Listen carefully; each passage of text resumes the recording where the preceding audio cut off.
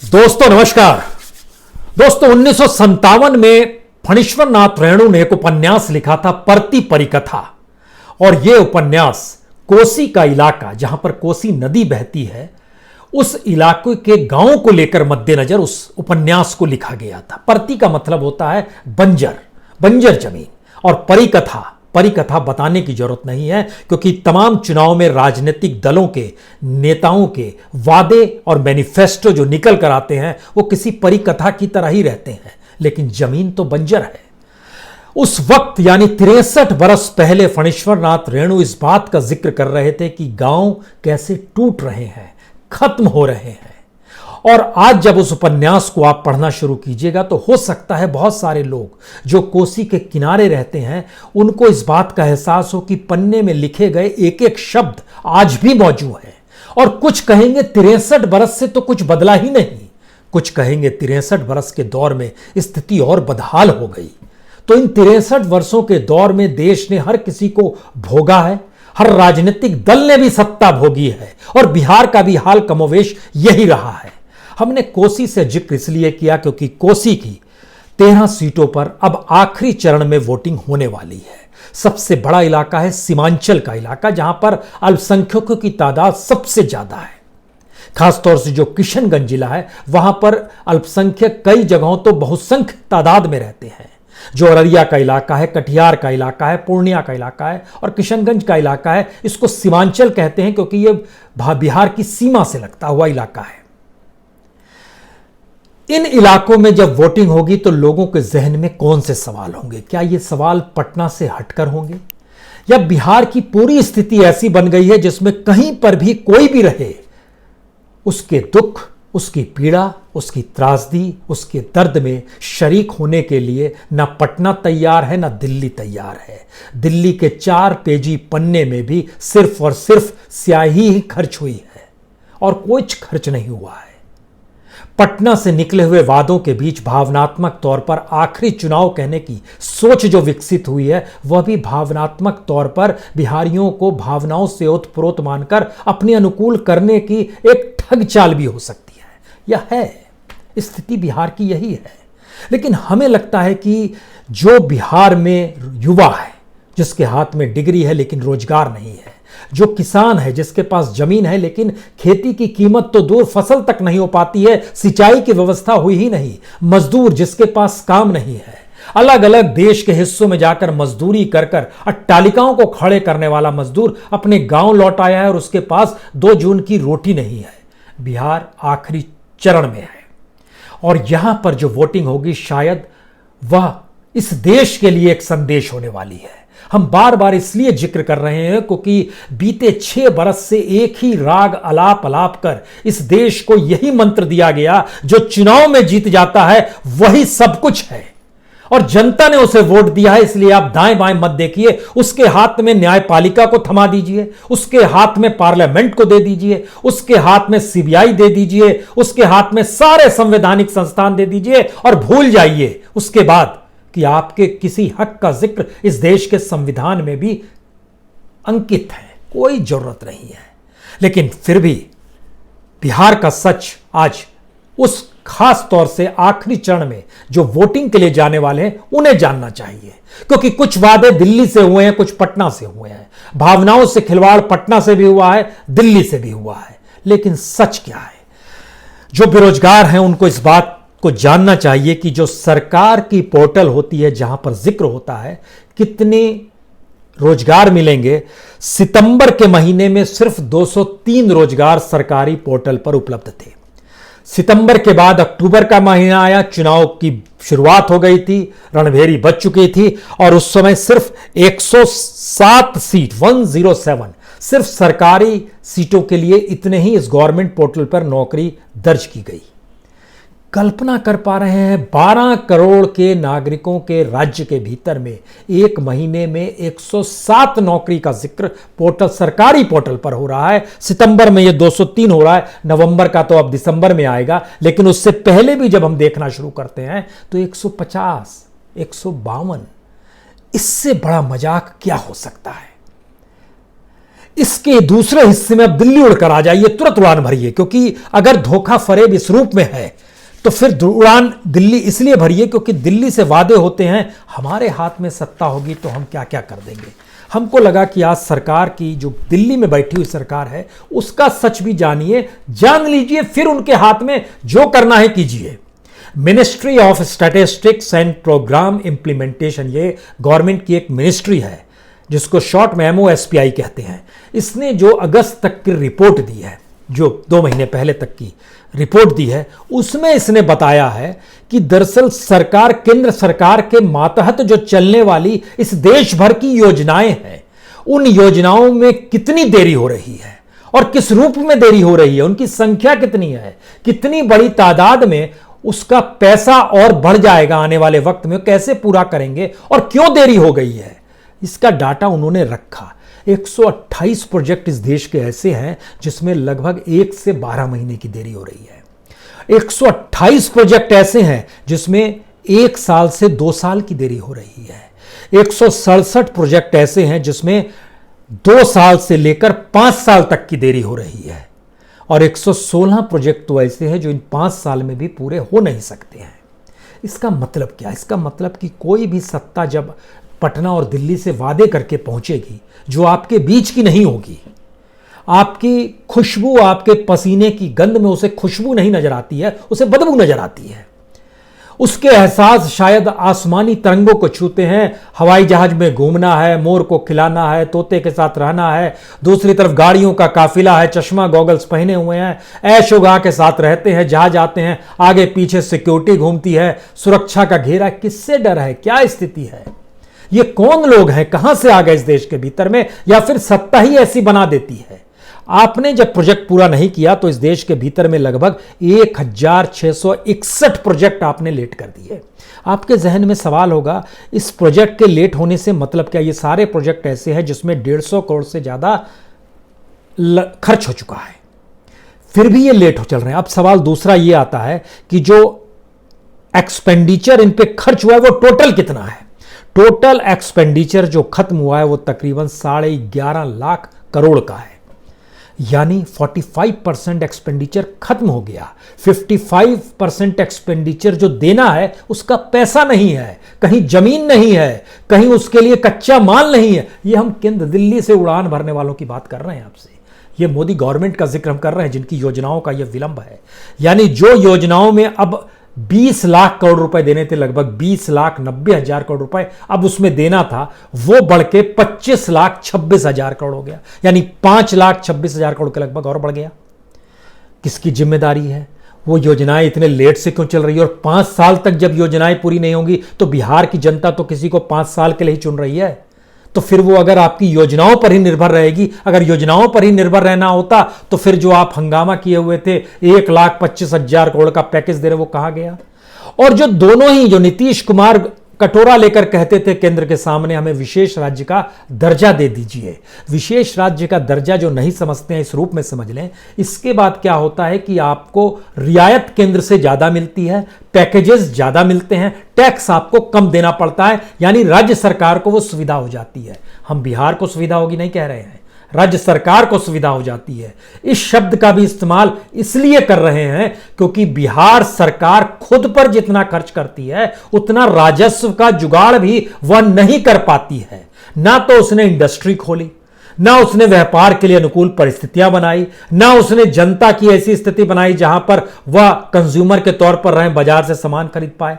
ऐसी बदहाली में 15 बरस से लाने के बाद कोई ये कहे अंत भला तो सब भला, ये तो जनता के लिए है कि अंत भला तो सब भला। और जो पत्र लिखा गया 4 पेज के, उसके मतलब मायने क्या है? उसके भीतर का कुछ सच हमको लगता है और इसलिए जानना चाहिए। जब इतने प्रोजेक्ट्स लेट हो रहे हैं और सारे प्रोजेक्ट्स को जब आप मिला दीजिएगा तो एवरेज मंथ जो निकलता है वो लगभग 4 साल का निकलता है। 43 महीने 16 दिन, यानी 3 साल 36 महीने हो गए। उसके बाद 7 महीने और जोड़िए, 3 साल 7 महीने 16 दिन। एवरेज प्रोजेक्ट भारत सरकार का इतना विलंब है जो एवरेज निकाल रहे हैं।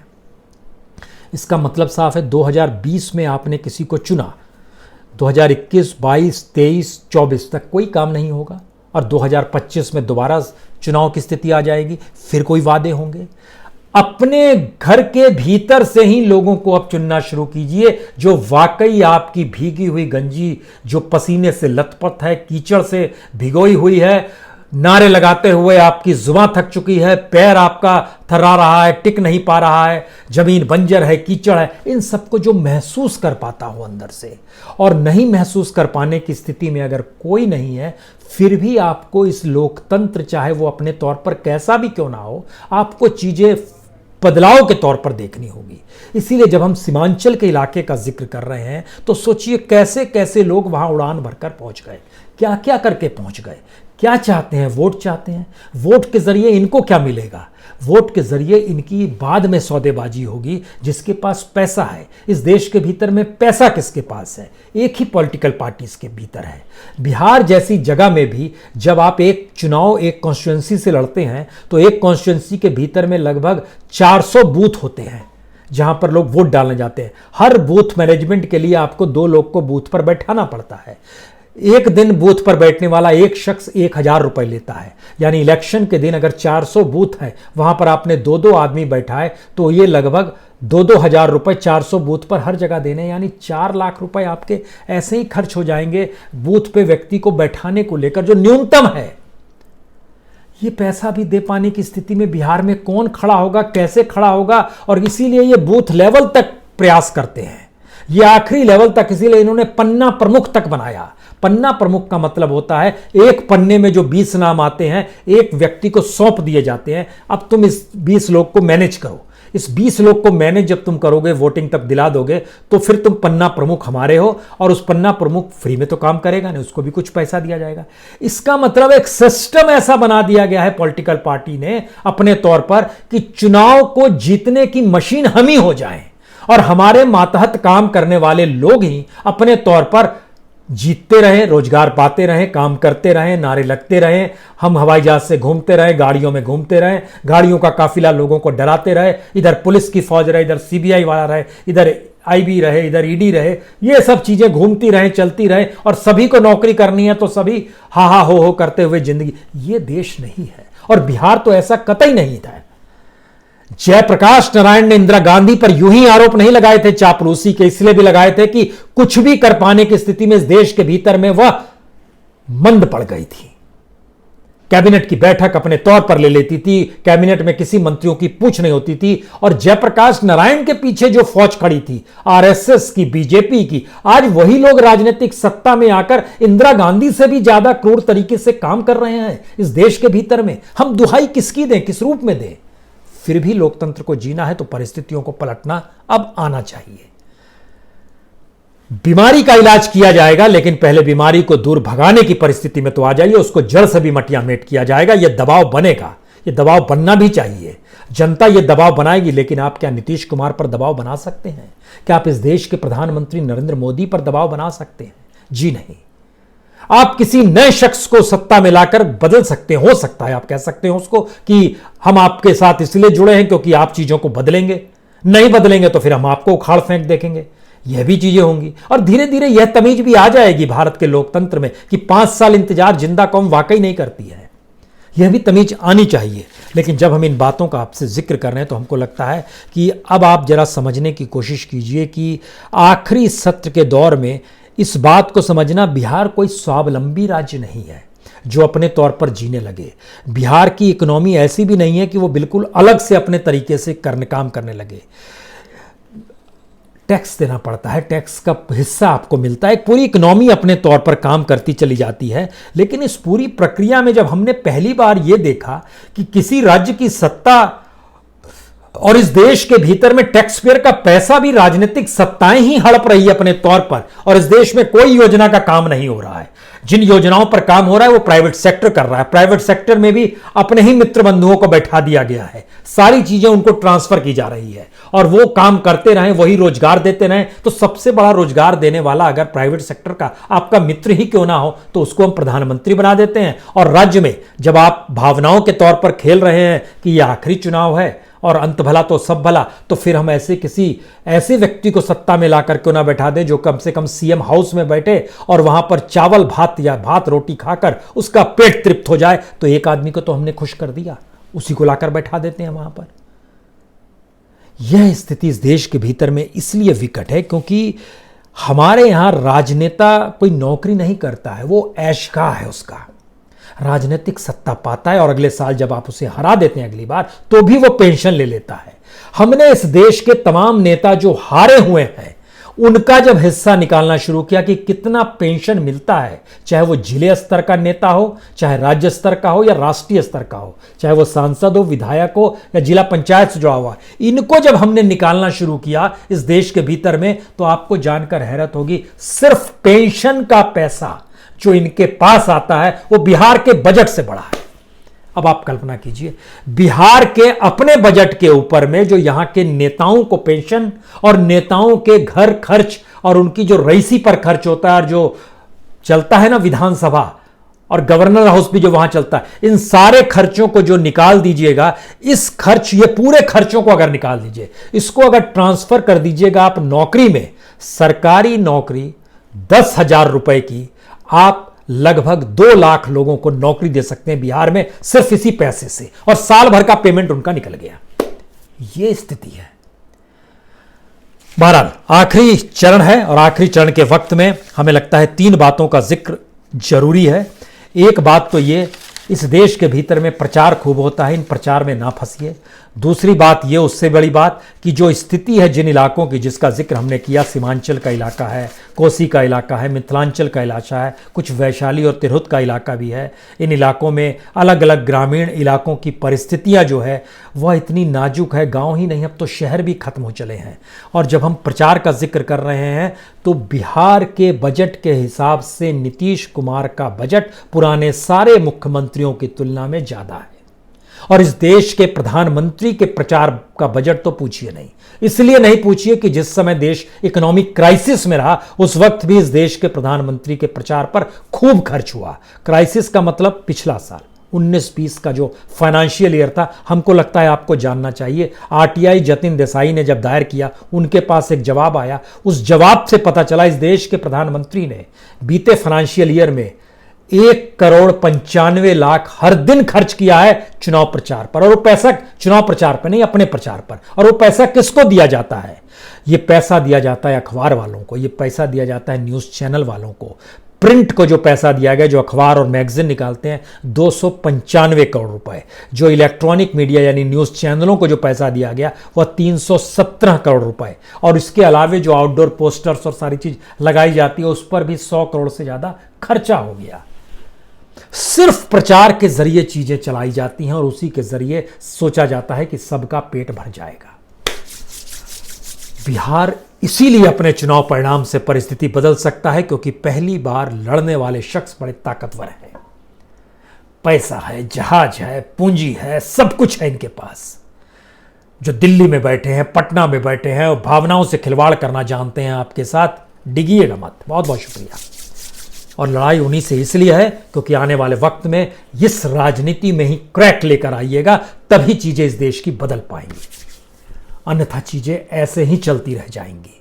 इसीलिए बिहार उस मुहाने पर खड़ा है जिसका जिक्र फणीश्वरनाथ रेणु ने, जब ऋणजल धनजल, जब पटना में बाढ़ 1975 में आया था, उस समय जो उन्होंने किताब लिखी थी, उसमें एक जगह वो लिखते हैं कैसे रात के अंधेरे में जब कुत्ता रो रहा होता है और कोई बच्चे को नींद नहीं आती है, बाप पानी में डूबे हुए बच्चे को गोदी में उठाए होता है, माँ दूध पिला रही होती है, इन परिस्थितियों को जीने का दर्द शायद अव्यवस्था के साथ सुपर स्ट्रक्चर और विकास के नारे के साथ इंफ्रास्ट्रक्चर तहस नहस करने वाले लोग आराम की नींद शाही अंदाज में सोते हैं। इनको जगाने का वक्त आ गया है।